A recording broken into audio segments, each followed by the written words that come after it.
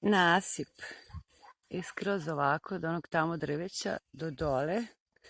Tu smo se mi deca uvijek igrala, dole put. I tu se čekao poštar utorkom. Ovdje smo mi imali baštu. Evo sada, sve zapušteno. Jedva sam došla do ovde. Ožarila sam se. Ovdje sam isekla koprivu da bih malo zove nabrala. Eto, tužno. Tužno kako nam se sela gasi. Sad razmišljam kako je to bilo.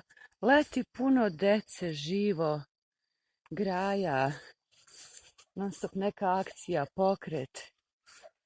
Evo sada, ovo je par kuće ispod naše. Naša kuća je iznad ove velike. Znači jako blizu, ali sve ove kuće, ovaj red ovde, prvi, su već sve kuće ugašene. Što je jako tužno.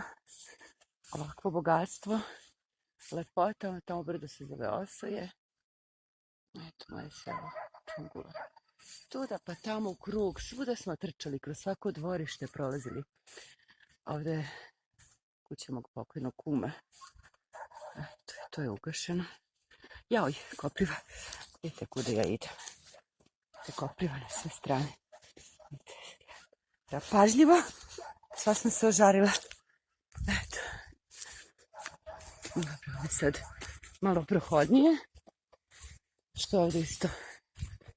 Evo ovdje dole žive još uvijek ljudi. Eto. Tu žive. Tamo još par kuća.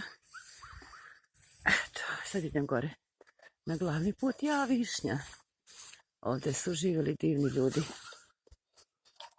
Nažalost, eto i ta kuća je ugašena. Ćoba. I njegova žena Zora. Njegova Ćobe nadimak. Ne znam kako mu ime. A njegova majka Naranđa se zvala. Sjećam se kao deca. Ovdje trčimo na nasip.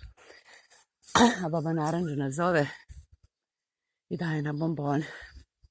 Nebojša umro mlad. Ostavio dvoje dece, odrasle, ovu ženu mi su udali. Ali je bio mlad. Mislim da je bio moje godište. Tužno.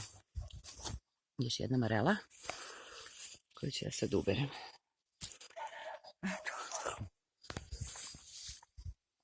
Vidjela da je ovaj orah odlično rodio.